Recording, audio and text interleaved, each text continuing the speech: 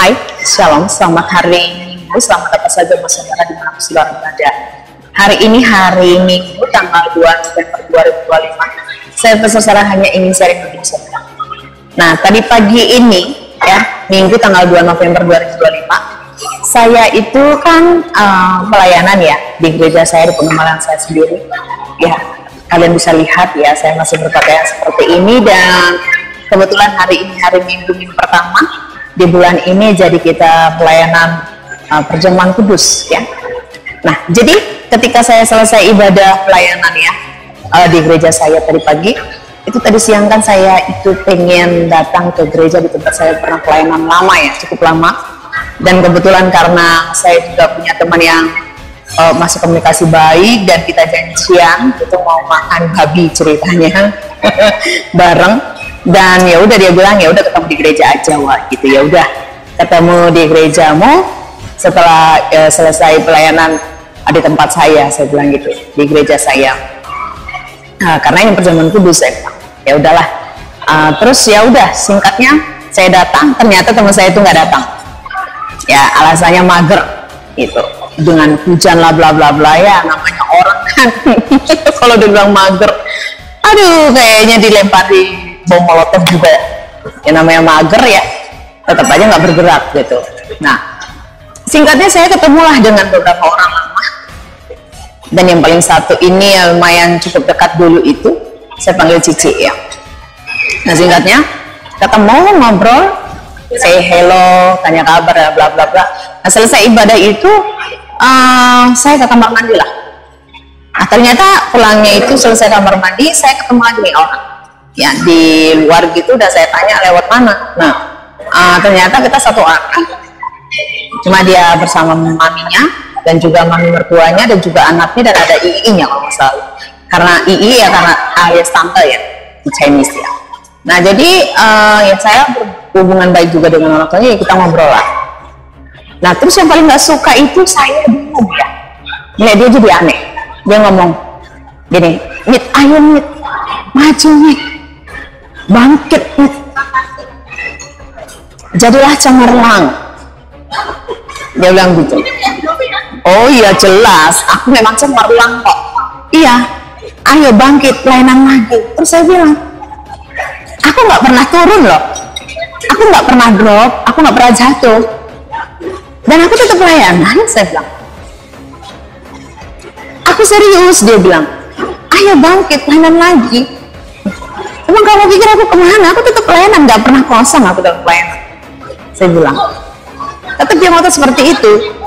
Dan saya bilang, pelayanan nggak harus di gereja ini loh, ya.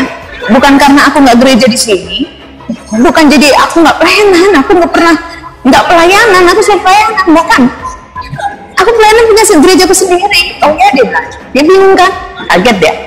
Dia tanya gereja saya di mana, saya kasih tahu. Dan memang dia kayaknya kata dalam tutup burung ya, dia nggak ngerti nama gereja itu, sekalipun itu familiar ya. Ya terus ya sudahlah, saya tak terlalu menanggapi ya, karena memang dia ya super dan hanya ada di lingkungan gereja dia ini gitu. Nah, singkatnya dia ngotot lagi kan. Terus dia bilang, ini udah mau rapture. Saya bilang, terus kenapa kalau rapture? Jangan berpikir bahwa yang rapture itu hanya gerejamu loh. Bisa jadi gerejamu itu nggak ada orang yang akan rapture dari situ. Yang enggak lah, orang yang gereja itu kenapa bla bla bla. Terus saya bilang, gereja, banyak loh gereja akhir zaman, gereja setan. Kelihatannya menyembah Tuhan, tapi ternyata enggak. Saya bilang gitu. Jangan seperti itu, saya bilang gitu. Nah, terus habis itu dia terima telepon, saya ngobrol sama maminya ya, sama mami tuanya juga. Akhirnya berujung pada kenapa saya tidak pernah lagi terlihat pelayanan di tempatnya. Lalu saya bilang, saya ceritakan tentang bagaimana saya keluar dari situ. Waktu itu saya ada di departemen pengembalaan. Ya, terus ada satu teman yang salah satu staf gembala di situ. Dan dia itu waktu itu yang berkata kepada saya, menghadapkan saya kepada pilihan ini. Ya, kalau masih mau dijadwal pelayanan lebih baik, tinggalkan pelayanan di YouTube gitu.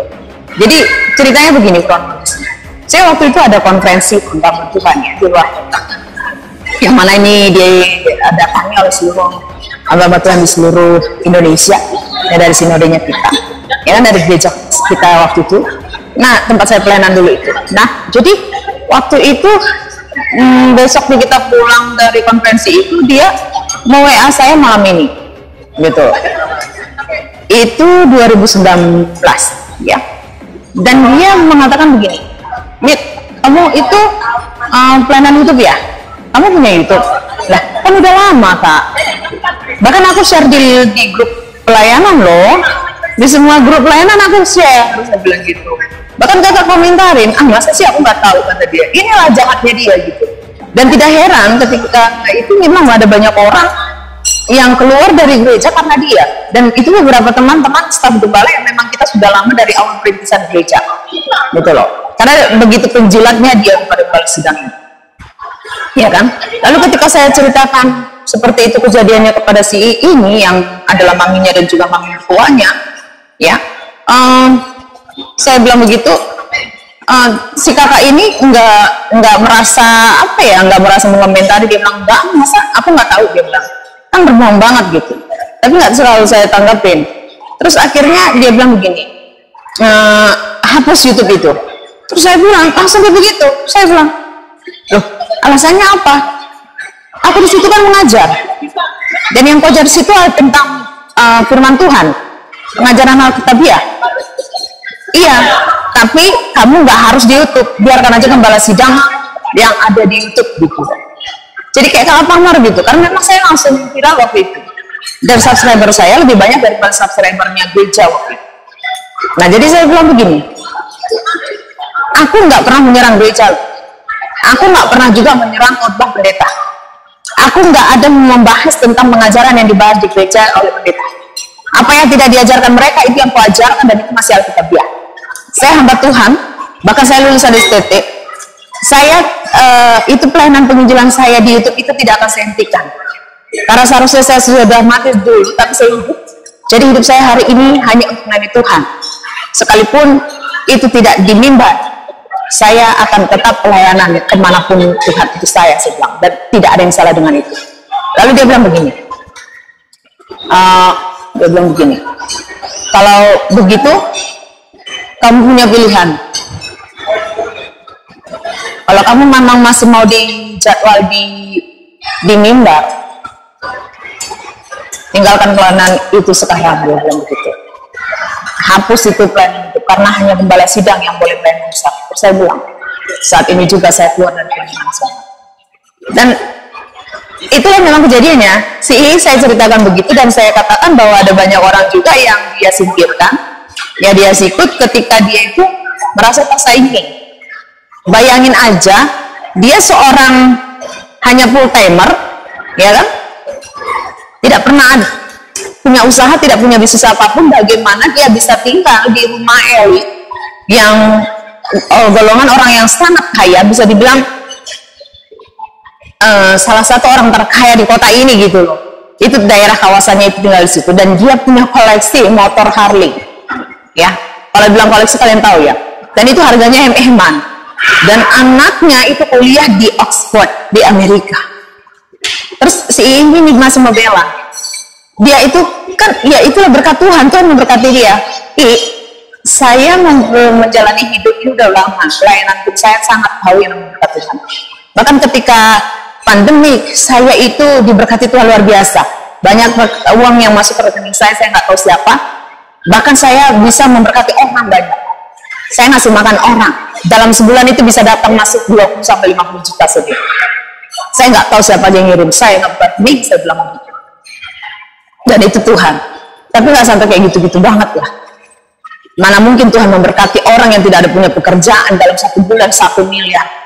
Nah, singkatnya dia bilang saya kepahitan, si Cici ini. Saya bilang, Ci, kalau saya kepahitan, saya tidak akan datang ke gereja ini. Itulah orang Kristen. Terlalu mudah menghakimi. Inilah namanya menghakimi, biar kau tahu. Dan kalau kau jadi pendoa syafaat, jangan jadi orang aneh. Ya, rohani itu harus. Tapi kalau kamu roh, itu berarti kau bukan lagi berhubungan dengan Tuhan, tapi saya.